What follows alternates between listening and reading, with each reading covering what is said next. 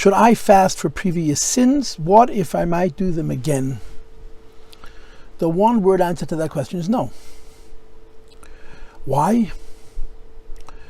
Because the Rebbe has made it very clear that for people of our generation, with the level of our physical constitution and physical strength, fasting as a part of Avodas Hashem is cancelled. I heard from a mashpia of mine many years ago that many years before that, Reb Nis Nemenov Alav Shalom asked the Rebbe whether there was room for eskafia in this generation, because a lot of people were telling Reb Nissen that eskafia is passé, is for the olden times. So the Rebbe swung out his hand, that's how I heard the story, threw out his hands and said, I will this for him. It's a wild idea. Fasten sich nicht, to fast absolutely not. Fasten the shoys darf man trachten, to fast for a part of a day has to be thought about. Aber nicht essen, was will sich, und essen, was will sich nicht. Sicher ist da Eskafia heintige Zeiten, but not eating what you desire, and eating what you desire not, there is certainly Eskafia nowadays. So this goes back, way back, where the Rebbe said fasting complete days is not allowed, fasting partial days has to be thought about. And you may remember that the Rebbe himself instituted a considerable number of fasts for part days in the early 1980s because of things that he saw happening in the world. In 1988, Tafshin Memches, when the Rebbe was an Absolve for the Rebbitzin. So the first Bahab, the first occasion where the Rebbe had extra fast was after Pesach. We fast Monday, Thursday, Monday. And the Rebbe spoke 3 siches, Monday, Thursday, Monday. The only person fasting was the Rebbe himself. And the Rebbe spoke Divrei Kvushin. He spoke siches like he spoke on fast days that we all fasted. Tzem Gedalia, Sara B'Tevis, Tainis Esther, Shiva Sabbatamos. So the Rebbe spoke 3 siches in the fast of Bahab after Pesach in 1988, Tafshin Memches. And the point of all 3 fasts, of all 3 siches, was that fasts have been abolished. There's no fasting at all.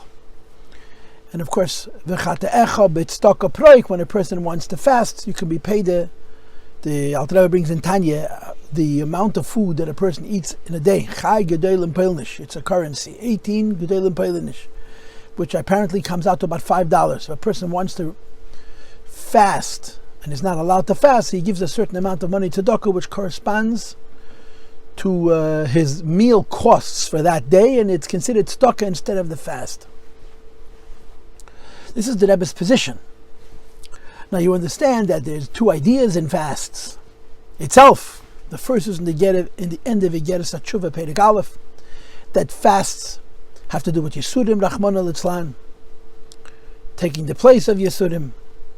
And the second idea of fast is the Deire Dachar HaPraklit, Miyat Chalbi V'Dami, when you want to return to the graces of a king. So first you apologize. First you get him to forgive you. And then you send them a gift, an offering, which in religious terms is a chatas and then an oilo, as the Gemara explains it. And this gift, is doirain, is not for him to forgive you for your sins, but to return to his graces. He should love you again. And similarly, there is a notion of fasts as a means of giving our flesh and blood to HaKadosh Baruch Hu as an offering. And you know that it says in Tanya from Kabbalah Sfarim that there are in the Tikkunei Tshuva huge numbers of fasts for various Avedis, even not Avedis that are connected to Kisus and Misas Bezdin, even lesser Avedis, there's huge numbers of fasts. And the Alter Rebbe discusses at length what people should do about it. But the Rebbe seems to feel that for reasons that have to do with our physiology, with our physical toughness, we don't have the strength to fast at all. And I think that after Memches, the Rebbe would even disapprove of Tainas L'Shoyes, fasting for a part of a day, half of a day. I just told you the facts as I understand them. I'm not saying anything novel. I'm not saying anything that's not well known. But you wrote something else. Should I fast for previous sins? What if I might do them again? And this I want to talk to, because this is very real and very important. The Rebbe was involved with many, many people. And people had different relationships with the Rebbe, shared different things with the Rebbe, and the Rebbe responded to each one in kind. And one of the things that people shared with the Rebbe was their sins. And they often asked the Rebbe for tikkunei tshuva, how they could correct their sins. And from the little bit that I've learned, I know that the only rule you can say about the Rebbe in general, and about the Rebbe when it comes to Inyan of tikkunei tshuva particularly, is that there is no rule. I mean, some people did relatively small things, and the Rebbe would give them a huge seder of tikkun tshuva. I'm going to tell you a story of the Rebbe Rashab, which absolutely blows my mind. And I heard it from one of the Marozov, that the Machon Marozov, who was a very great chassid and a big gon and a lion of a man, was once unsure whether he was mava one of the sidris in the Torah. He forgot if he did it. He was a Yirei Shamayim Rabbim. His Yirei Shamayim was not in this world. But for some reason he wasn't certain whether he was mava sedra. So he went into the Rebbe Shmaseidin, to the Rebbe Rashab, his Rebbe, and said, what should I do about it? And the Rebbe Rashab said, if you want to correct it, go back to Bereshis, be mavir every sedra from Bereshis till the parsha that you missed, and then continue till now. In other words, as if you have to do the Seder, and let's say he missed Pashas Tazria, he'd have to spend hours and hours and hours being Maveh Seder from Bereshis till Tazria and then on. One thing I can assure you, the Rebbe is not giving me such advice. And he's probably not giving you that advice either. It's so, what's the big deal? Maveh Seder is, it's not a mitzvah Seder Reise. Even though it goes back a long time, it is a Gemara.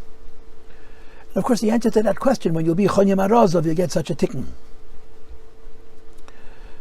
In other words, bigger people serve the Eibush at a higher level, and there is a certain degree of shleimus, of wholeness, of perfection.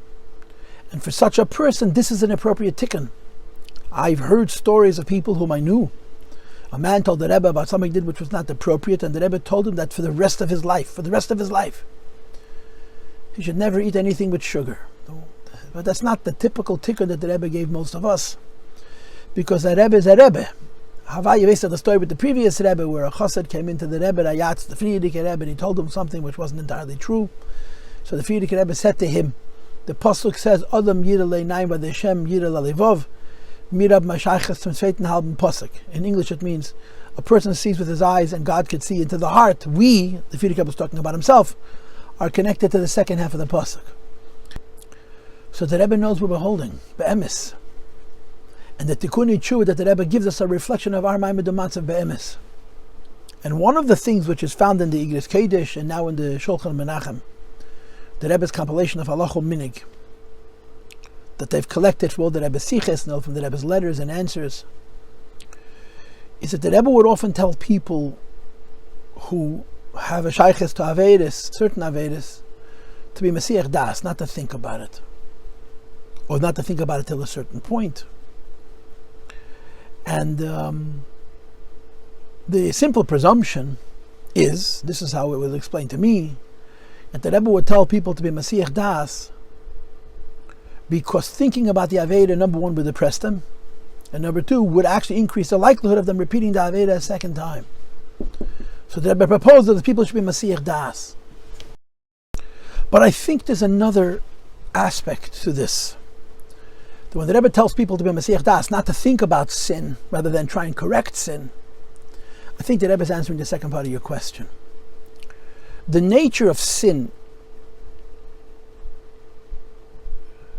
has two motivations.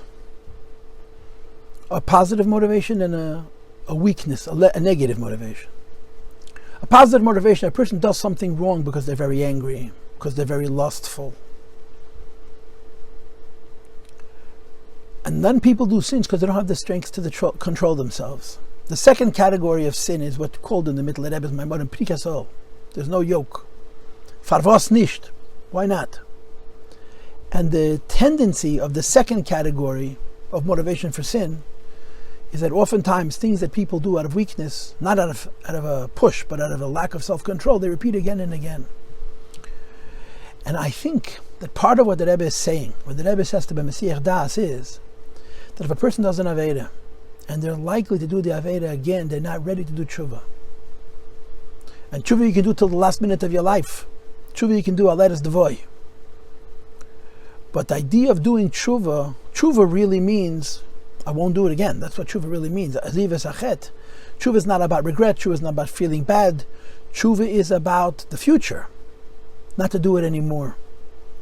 And I think that part of what the Rebbe is saying is people do tshuva when they're ready to do tshuva. Ready to do tshuva means when they're able to overcome this particular weakness and literally stop the behavior, or at least have a reasonable, realistic ability to discontinue a negative behavior. And I think this is the second reason, or another reason, why the Rebbe says to so many people about certain inyanim to be Masech Das. Don't think about it. When you're ready to do tshuva, which means you're ready to stop the behavior, you'll do tshuva. But fasting is not a part of the program in the modern paradigm. And I just want to say in conclusion that first of all, we should all have a seminary tshuva amitis, always, and especially in the Keit Zman of tshuva, which is the Sefer Tshuva, and Yom Kippur, which the Rambam calls Keit Slicha Mechila. And the most important definition of tshuva is that things that we do that are not correct, we should stop. We should simply discontinue. We should stop doing the negative behavior, and we should do it mitach simcha v'tuv levav. We should do it with joy. The tshuva itself should be done with joy, and the continuation after should be done mitach simcha. And in conclusion, I want to say this.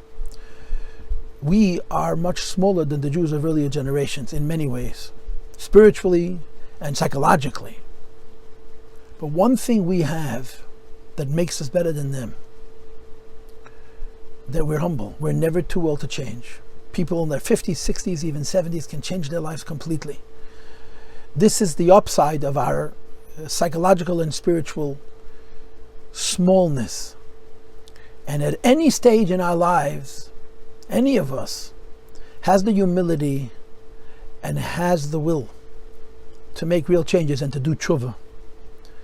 And when a person does tshuva, it's like going out of Mitzrayim. It's an incredibly emancipating, it's incredibly spiritually redeeming feeling and condition, and it's an incredible bracha.